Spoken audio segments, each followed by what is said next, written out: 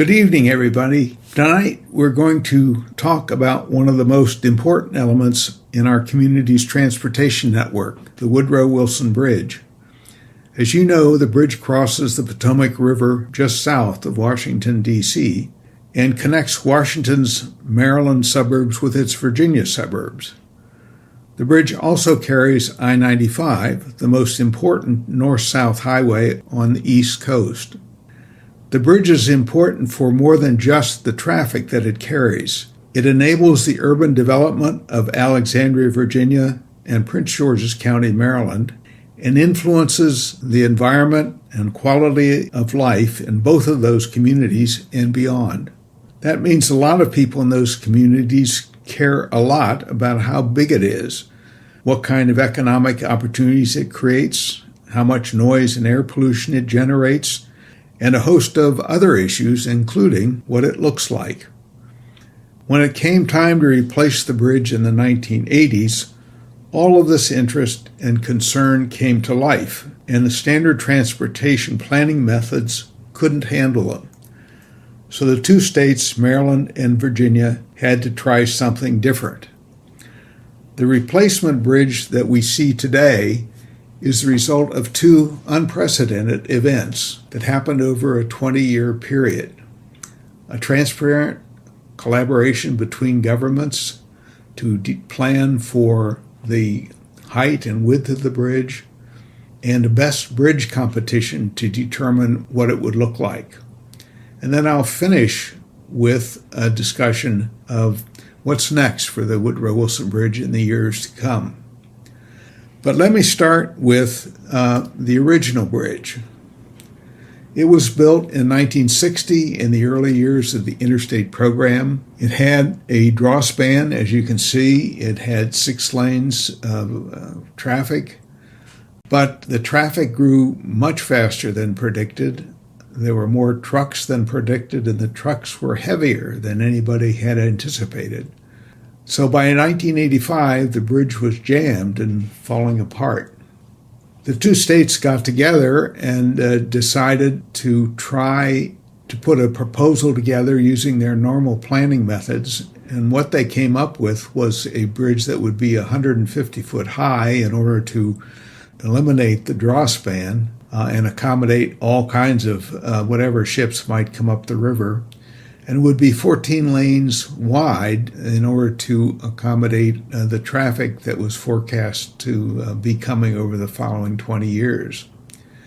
That proposal was immediately rejected by the City of Alexandria and the Park Service, and since the City of Alexandria had an effective political veto and the Park Service had a regulatory veto over the proposal, that pretty much ended it. And so the two state agencies started a dialogue between all the governments and agencies involved to see whether some way could be found to move forward on the project. And so what they came up with was the transparent collaboration process. And the key to it was that it was led by a coordination committee that included all the affected governments and agencies. And they were represented on that committee by their principals, which meant that the persons in the room could make the decisions that were involved and that was necessary to be made. The committee agreed that the public would be involved throughout so that it would be transparent, that all issues would be considered, that all alternatives would be evaluated, and most important of all, that when a decision was made, that it would in fact be made, and everybody committed to making the decision at the end of the process and to making it by consensus. That means that not everybody got everything they wanted, but that everybody could live with.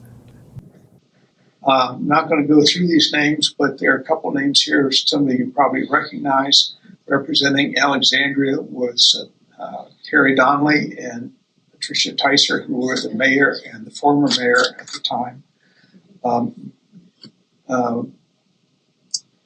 Marion Van Landingham represented the Virginia legislature for the group, and the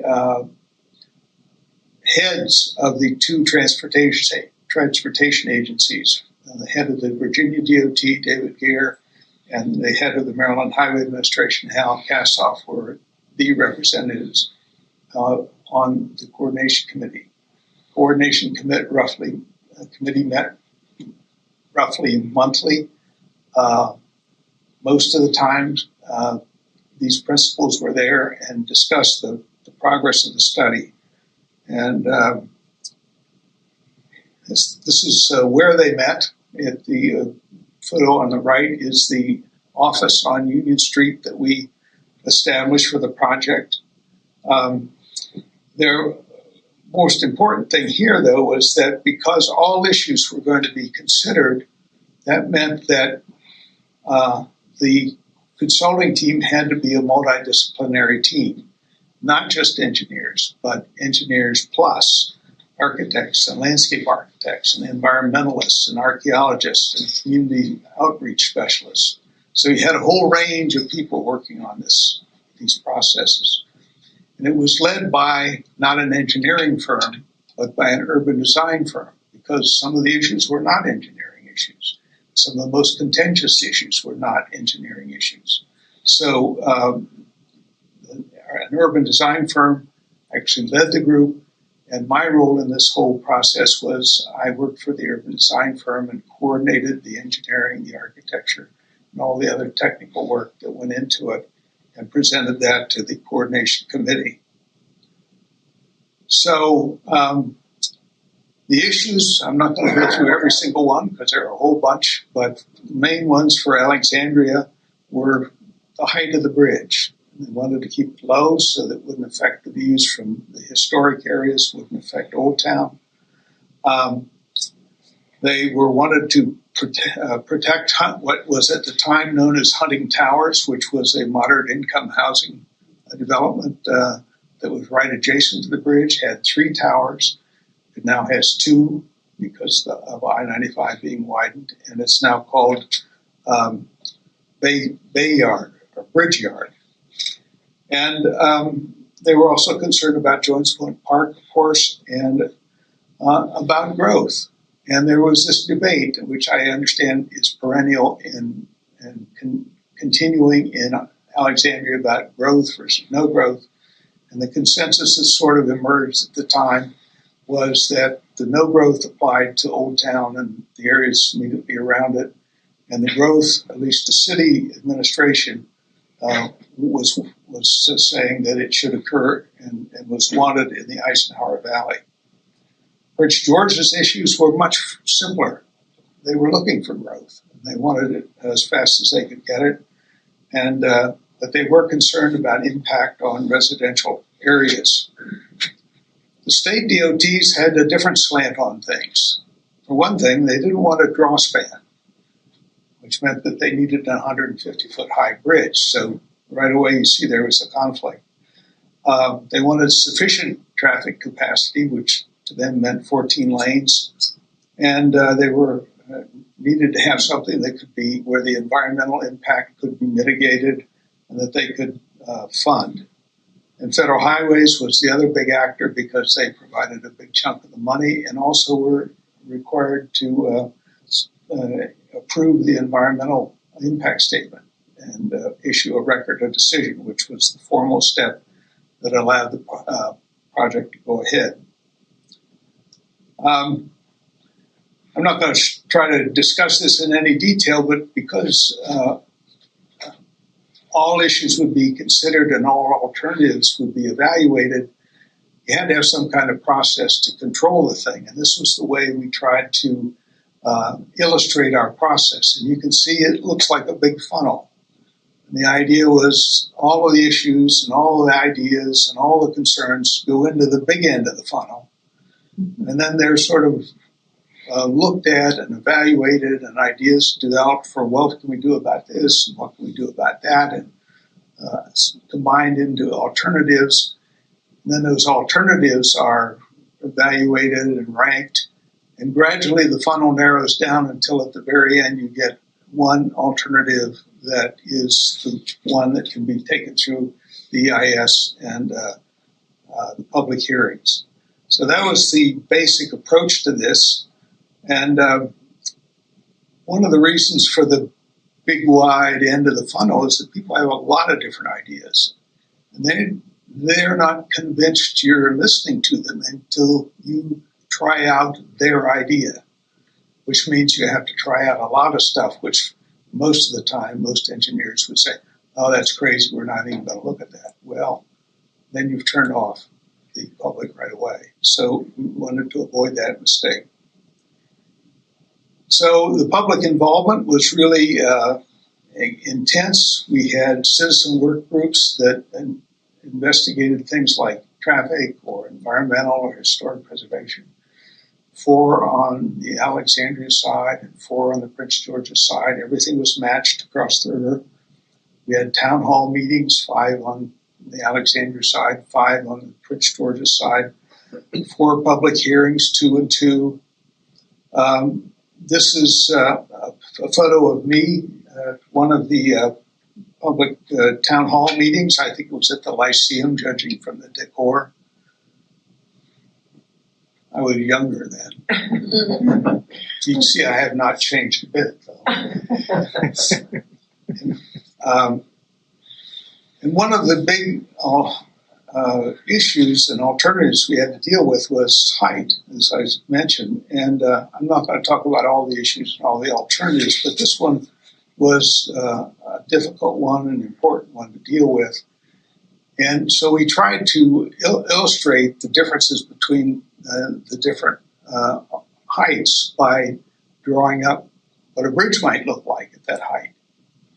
And this approach had 2 problems. One is, in order to do it, you've got to imagine a bridge, and people find it difficult to separate the notion of how high it is from what it looks like as a bridge. And the second thing that we had to deal with is that there was a trust issue. People weren't sure that we were not trying to fool them. It's possible to fake these kind of drawings. And so we tried to figure out a way that we could illustrate how high the bridges would be, the 2 alternatives, without actually drawing a bridge. And we came up with this idea, which actually I borrowed from my father-in-law, which was to use balloons. The kind of big balloons that they fly over car lots and other places when they're having a promotional sale. We said, well, we'll get a bunch of those and we'll fly them along the bridge at the 2 heights, the 70-foot height and the 150-foot height. And then we'll put camera men all around the area and take photographs towards the bridge.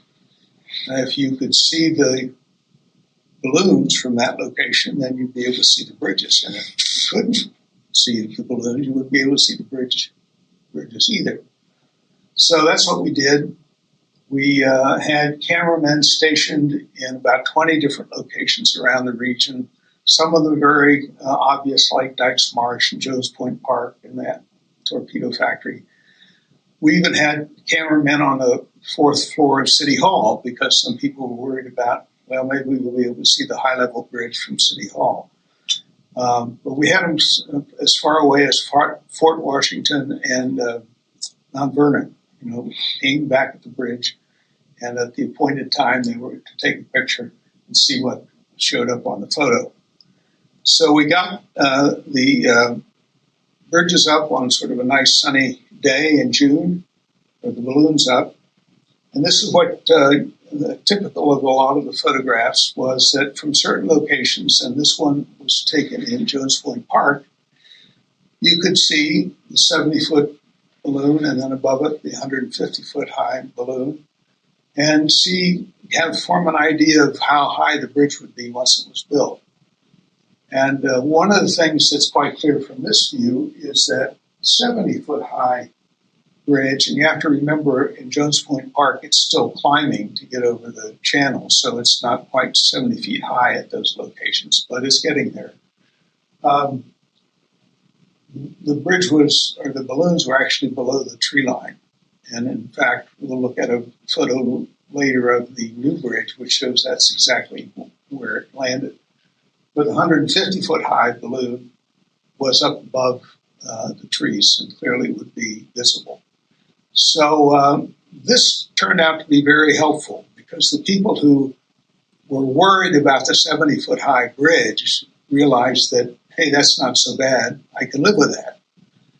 Of course, the people who were worried about the 150-foot high bridge were still worried about it. So that was that problem never went away. But there, as a result of this study, the acceptance of the 70-foot high option got to be fairly general, and so that was a real breakthrough.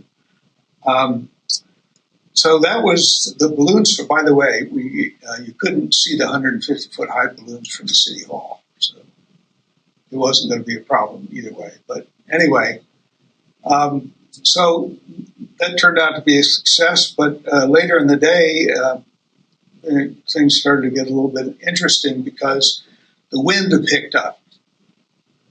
And as you can see from this view, that balloons were fairly close to the bridge, and as the wind picked up, the balloons started to blow back and forth, back and forth. And as it get close to the bridge, people would think, "Oh, is that thing going to hit, the bridge or my car or whatever?"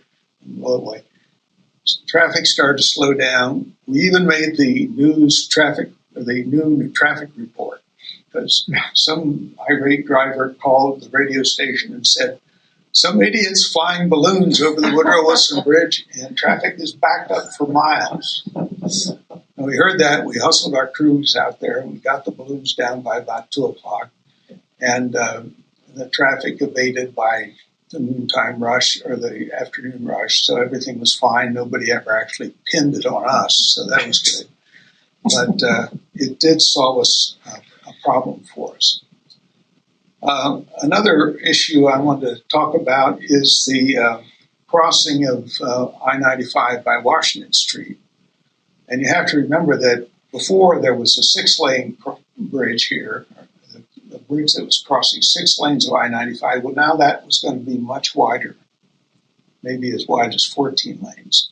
So the experience of traveling along Washington Street, which is part of the George Washington Memorial Parkway in this historic area you're traveling through, and you're headed down to Mount Vernon, which is also a historic monument. And the idea of having that process interrupted by going over 12 lanes of I-95 didn't seem to be worth a good idea. So we looked at that a lot, looked at the possibility of putting landscaping on the bridge so that you would have a continuous buffer all the way across I-95, and that's part of it, so that I-95 wouldn't actually be part of your journey. You just wouldn't see it. So that was one idea that was talked about. The other thing that we discovered is that the Gulf oil station at Church Street and Washington Street, which some of you may remember, was actually built on top of an African-American cemetery. And so sometime in the past, in the 1930s, maybe whenever that station was built, they apparently just pulled up the tombstones, paved over the cemetery, and built the gas station. So one of the things our archaeologists did, and that's why they were there, was to check things out like that. And there had been some records of the cemetery. So they checked that out, found out, sure enough, there are graves there. And once that became known, then under federal regulations, it had to be protected.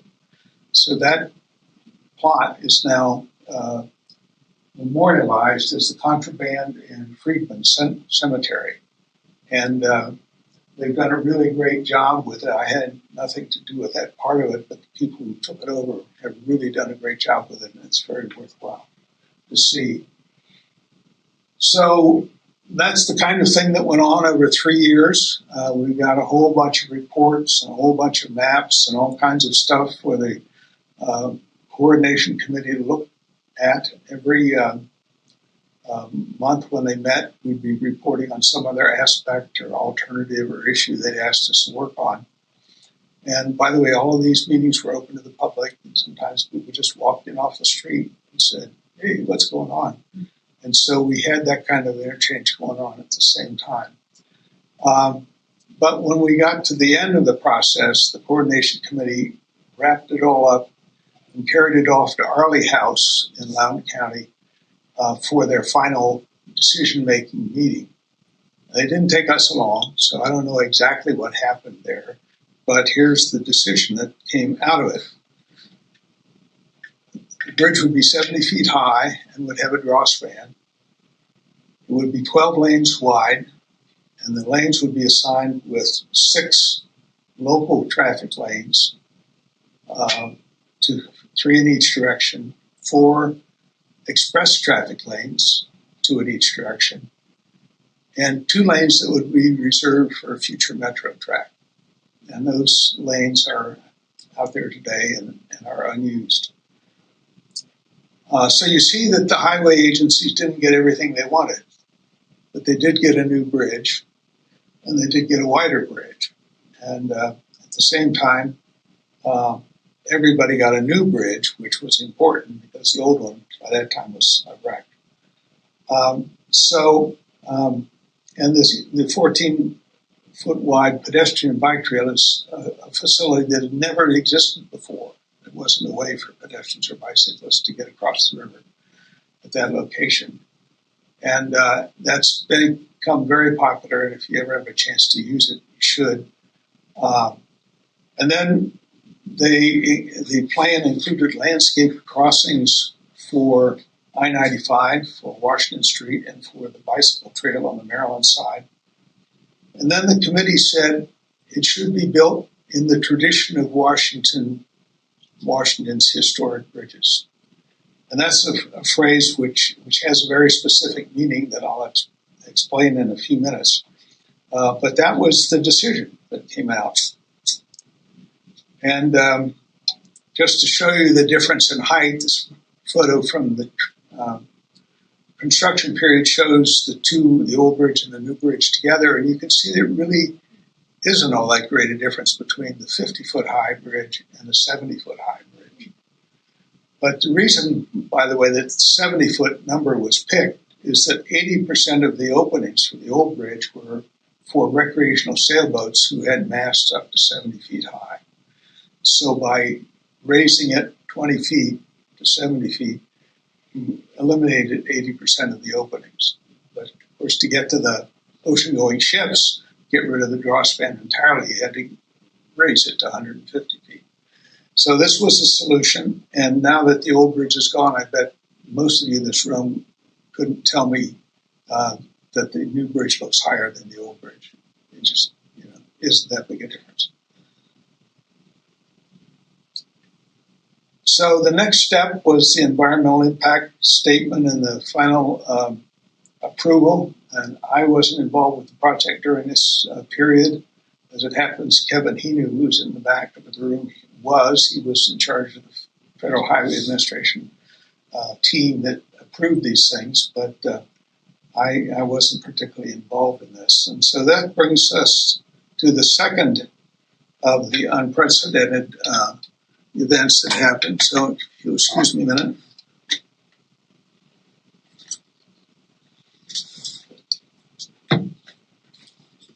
So what's a best bridge competition?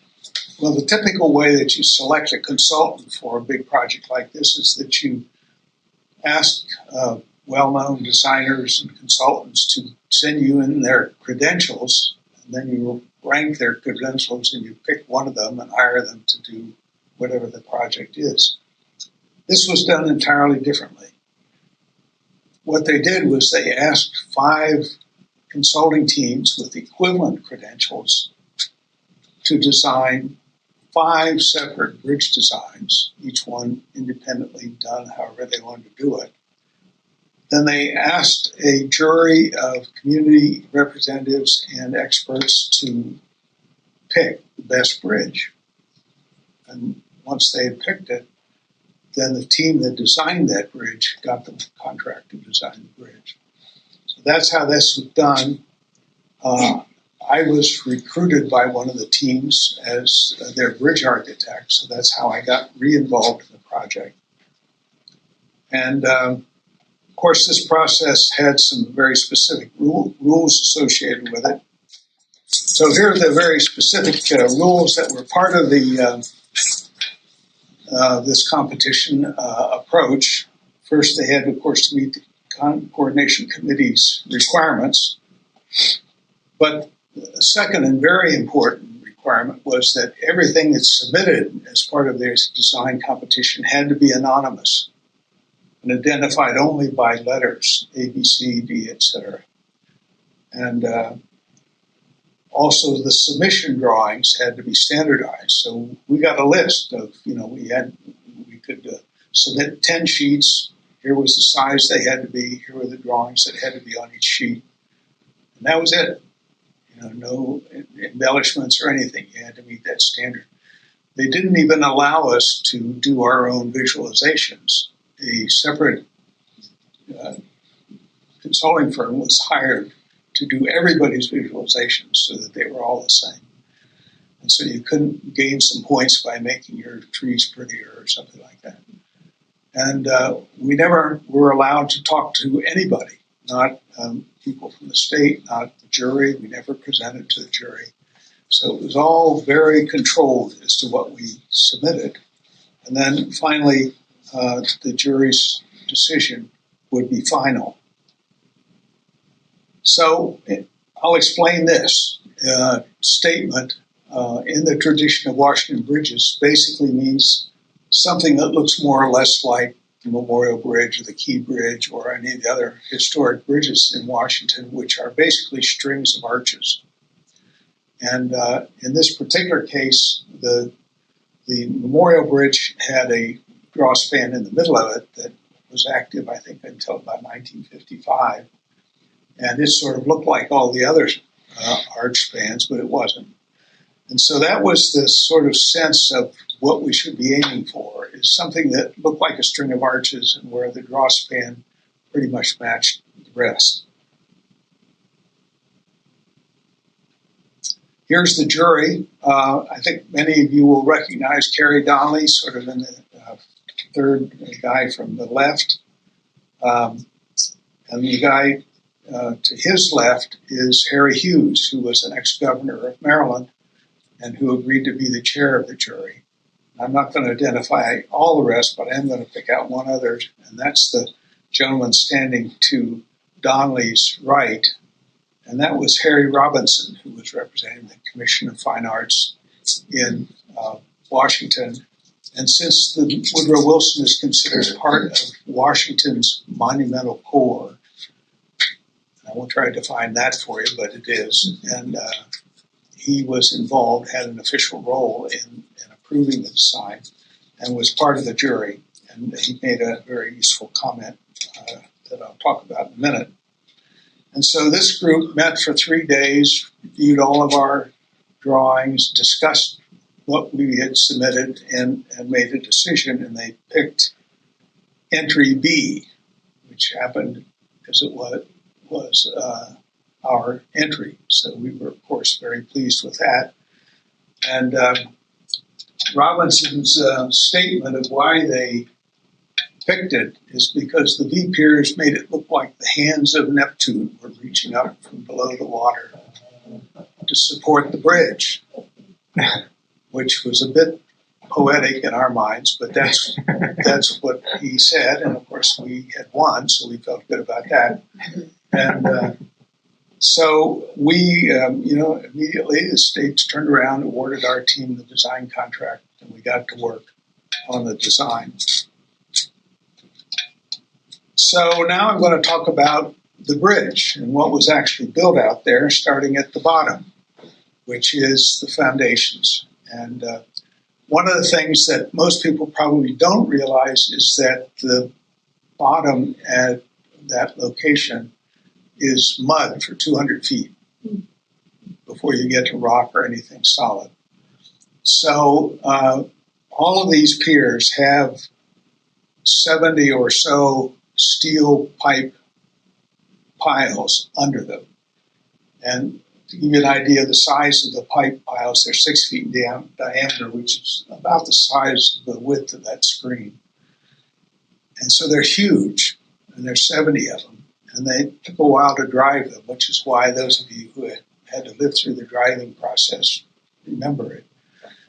And but if you can imagine in your mind's eye that under each of these 18 piers that you see here, and under the ones in Jones Point Park, because it doesn't get any better at Jones Point Park, there's the equivalent of a 20-story building under that pier, holding it up. And so there's more bridge under the water than there is above.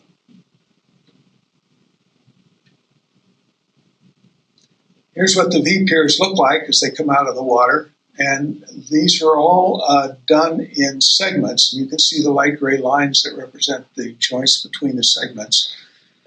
All of the segments are standardized. So they are basically cast in one set of standardized forms. They were cast down in the Norfolk area and brought up here by barge and then tied together with very strong steel rods that turn them into a V pier. They're also hollow, as you can see from that image on the right. And here's what the bridge looked like after the girders got on it. And this was before they were painted, but you can see in the background the eastbound span, which is not yet complete, but the westbound span is more or less complete at this point. And you can see how the bridge came together. And this is how the old one was blown up. They took the roadway off of it, and then they used explosives to cut the steel girders and drop them into the river. And some lucky soul got to push the button. And he had come up with this really heartrending story about what had happened to him on the old bridge, and so they figured he had an opportunity for revenge. And that was his thing. Of course, it was at night, so really not a lot of people saw it. So here's what the new bridge looks like. And this is taken from Dykes Marsh. And the bridge is very brightly lit from this side because it runs almost exactly east and west. So the south side of the bridge is always brightly lit. And this particular photo was taken in March before the leaves came out on the trees in Jones Point Park. So you can actually see the spans that are in Jones Point Park at the same time as you see the rest of the bridge. And you can see how long it is. It's about a mile long. Once the leaves get on the trees, you can't see the left side of the bridge because, as we said earlier, the 70-foot alternative stays below the tree line in Jones Point Park, and so it just disappears when the leaves are on the trees. So if you're looking at the bridge from the north side, from the torpedo factory side, you're always seeing the sunlight come through the bridge and lighting the sides of the piers from downstream, but you really don't see the north side of the bridge lit at all, unless you're down there in the 3 weeks before the summer solstice and after the summer solstice, when at sunrise and sunset, there's light on the north side of the bridge. And it's really quite spectacular. And if you get a chance to get down there in the next few weeks, I'd recommend it because it's really interesting to see it with a completely different look to it. And of course, it's really spectacular at night, particularly now that National Harbor has lit up the Prince George's side. And so this is a shot taken from Jones Point Park, but it's depending on the sky conditions, the cloud conditions, and so on. It's really spectacular also at night. And here's a shot that was taken, I think, from the top of the Ferris wheel at National Harbor. And the guy was lucky to get just the right sky conditions and lighting conditions and create this kind of a shot. And finally, here's a reminder that the bridge actually intersects the glide path for National Airport. This was taken from the far end of the main runway at National Airport. And just a reminder, and those of you who lived along the river know that there's a lot of planes flying up the river. Here's the draw span when it's operated. It doesn't operate all that often anymore. It used to operate about 200 sometimes a year, but now it operates about 25 times a year. And the only thing that it operates for, because the Robinson Terminal is closed and the post no longer brings newsprint up, is an occasional tall ship or mega yacht or something that comes through. You can see that the draw span operates like a huge seesaw.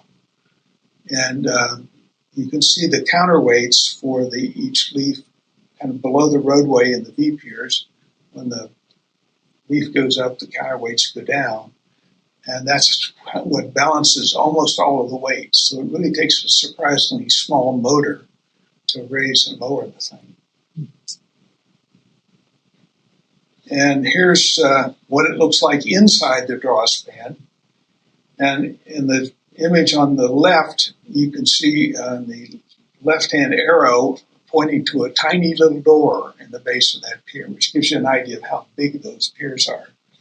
But there's a tiny little door there, and you go inside the door, and there's a staircase inside that arm. Remember, they're hollow. It goes up that arm that's curving away from us, and comes out to a catwalk right at the top, which is where the center arrow is. And then you go across a catwalk between the girders to get to the pier in the water. That's the draw pier. The middle photo shows the main bearing, which is a hunk of steel about 2 feet in diameter. And that's what the whole thing rotates on. And then the right-hand view shows what the operator's booth looks like from the inside. It gives you a sense of how complicated a machine this thing is.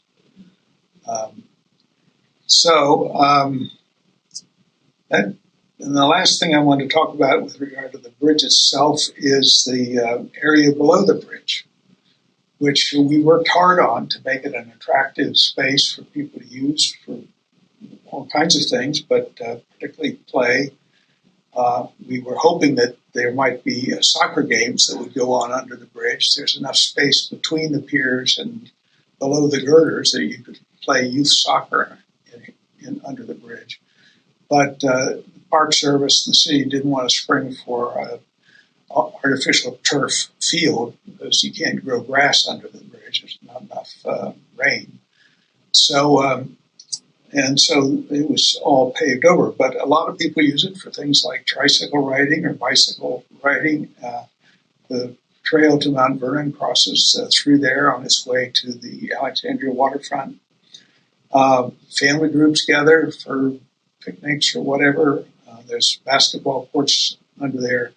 It's really quite a pleasant place, and the scale is amazing because the bridge is such a huge thing that's sort of arching over your head the whole time. And the last thing I wanted to talk about with regard to the project itself was Washington Street over I-95. And here are some views that you see today as you drive along Washington Street, and you'll notice that you don't see I-95 at all. And the landscape on either side completely screens off any view of it. So as far as you're concerned, you're going on your way down to Mount Vernon. It's just a pleasant drive. And the image to the lower left is the memorial that was built in the Freedman Cemetery at Church Street and Washington Street. Really well done. Like I said, I had nothing to do with it, but it's worth a visit to see it now. And finally, there was growth, a lot of it, in the Eisenhower Valley and on the Maryland side at National Harbor and MGM. And that's what it took to get all the people who were crossing the bridge off the highway and into the various Route 1, Telegraph Road, all the different streets that were connected to Eisenhower Avenue, and then to get those people into the developments themselves. And you can see that you all know that Eisenhower Avenue and that area has really blossomed So that brings me sort of to the summary point. What was accomplished by this whole effort? And the most obvious thing was a new and higher landmark bridge. The capacity provided by combining transit and highway lanes instead of using just highway is probably going to maximize the capacity of that corridor for the future. You couldn't get that kind of capacity any other way. There were community enhancements on both sides of the river. The Washington Street crossing is one you looked at. And there was growth that met local development goals. And finally, the bridge was engineered to last until 2088, assuming it's maintained the way it's supposed to be. So it's going to be around a while. And what's next? Well, the traffic lanes are clogging, as everybody expected they would eventually, and they have been. The interchange ramps, and particularly the adjacent streets, are clogging. So what's going to happen to them? And so there's questions about, well, what do we do next to address those problems? One of the proposals that's come forward from VDOT is to extend the toll lanes on the Beltway. And I'll talk about that in a minute. And the other possibility is to extend Metro itself across the bridge. So just to refresh your memory, here's how the lanes are assigned currently on the bridge. And the three outer lanes in each direction are assigned to local traffic. The next two lanes going inward in each direction are assigned to express traffic. And the center two lanes are reserved for Metro. So that's the way it's set up now.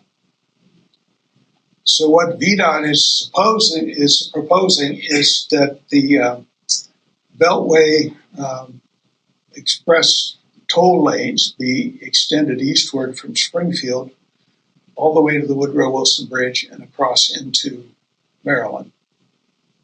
And they've just started this study. There were hearings held last month, several different locations around the area. Some of you may have heard about it.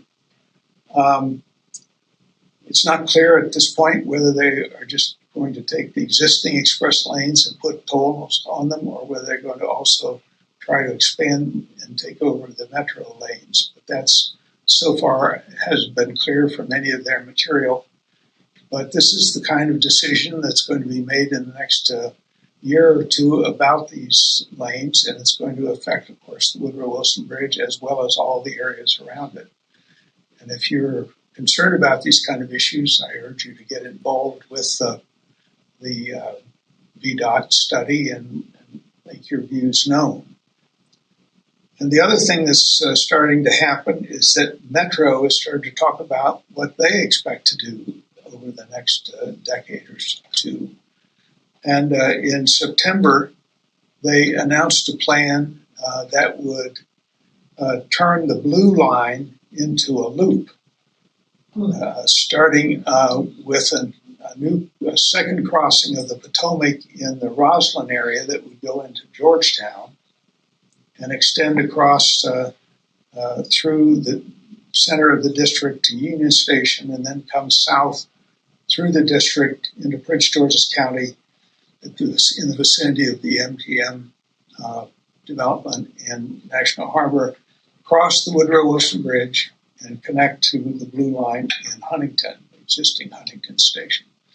So that's their thoughts on it. That's their preferred option that they're looking at. They're going to be studying it further, making further decisions about it over the next year or two. So this is another issue that if you're interested in these kind of things, this would be something worth getting involved in. Of course, when you're going to do any kind of a huge project like this, one of the questions is what comes first. So the most obvious thing is that one of the things that comes first is the new tunnel at Roslyn and the link to Union Station, because that's where Metro is having capacity problems right now, or at least they were before the pandemic.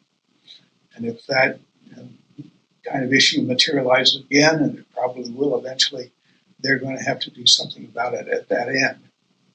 But that has a problem in that it does a lot of good for the district. It does a little bit of good for Virginia. It doesn't do anything for Maryland.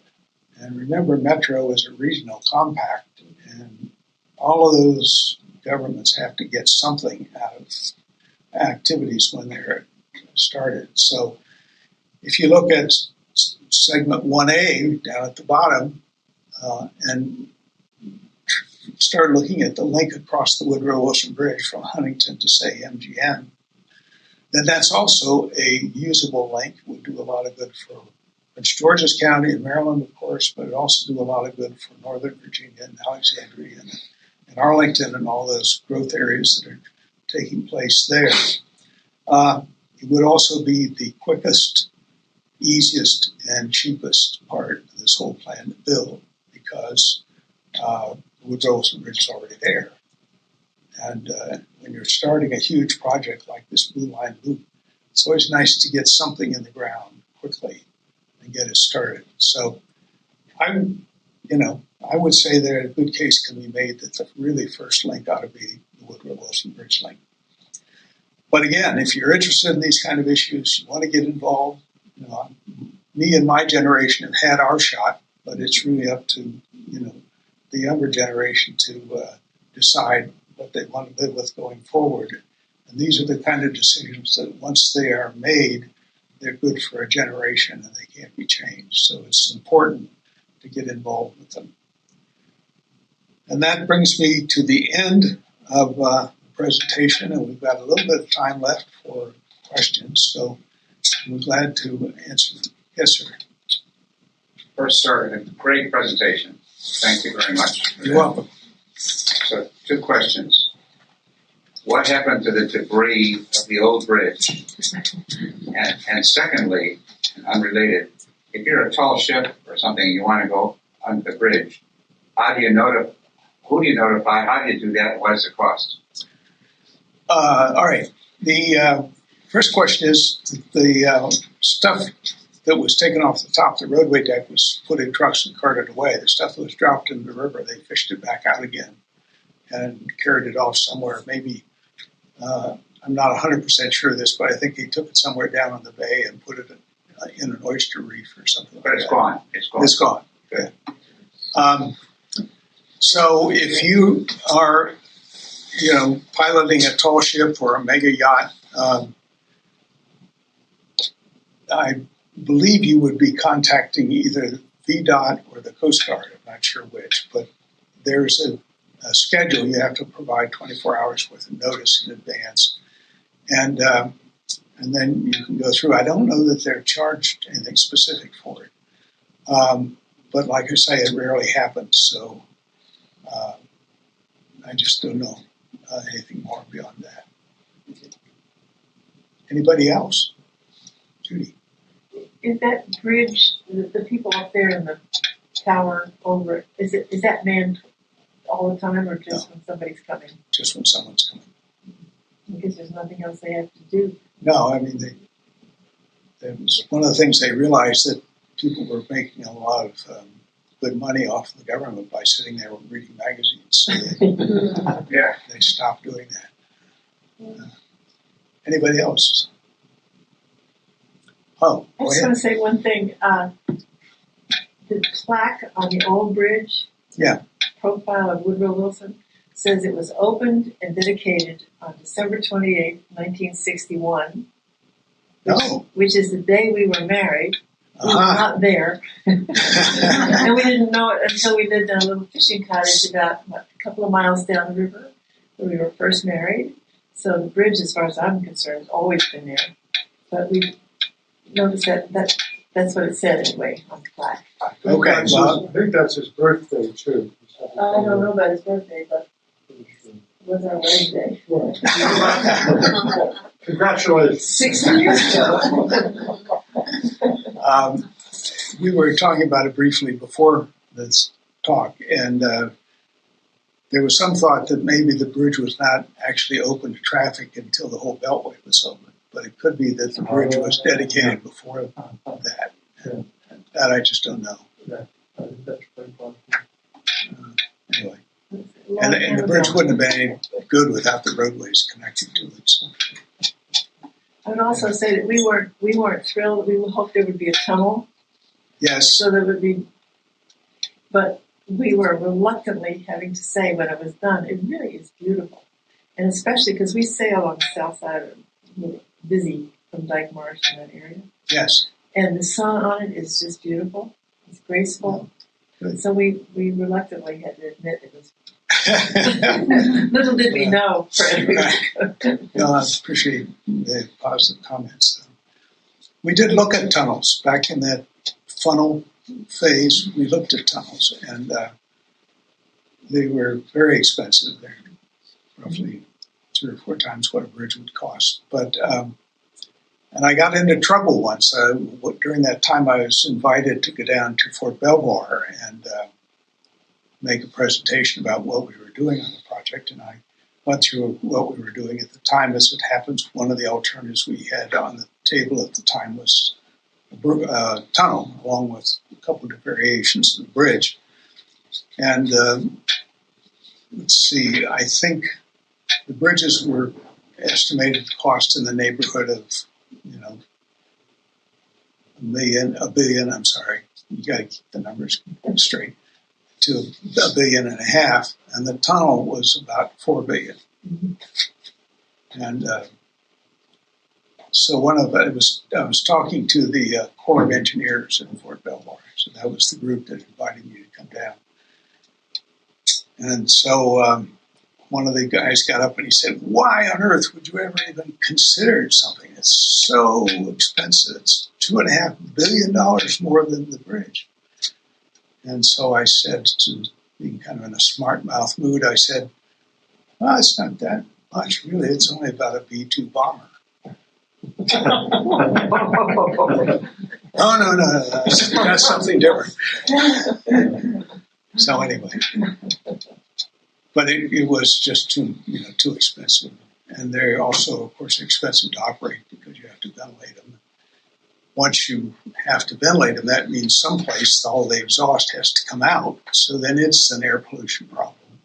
And now it's the state's air pollution problem because the state has gathered all the exhaust from all the cars and exhausted it at one place. So they're difficult when you think about it. Yes, sir. What is your education and licensing? Well, I'm an architect and an engineer, or at least I was before I retired. And I have degrees in both architecture and engineering. Structural engineer? Yeah. And I find it, what I was doing is looking at it mostly from the architectural side, the aesthetic side, but I found it very valuable to understand the principles of engineering, but even more valuable to understand the language of engineering. So I could talk engineering to the engineers and architecture to the public because they weren't interested in the engineering, but you could make that work. So, Jonathan. Fred, could you talk a little bit about how you visualize the play of the sun, the setting sun, on those islands? what goes on in the light and shadows there? Well, it's, the sun moves around, so there's a limit to how much you can do something that's fixed to deal with it. But one of the things that I am always aware of is what the shadows that will be cast, what they will look like, and what part of the bridge will be hidden by shadow. And also, I'm always looking for places that I can sort of tilt something up toward the sun so that it looks brighter. And so that draws your eye to it. So I'm always looking for some aspect of the structure where the beam sits on it, for example. There's a little area there, a little triangular area that's of the pier that's tilted back up toward the sky, sort of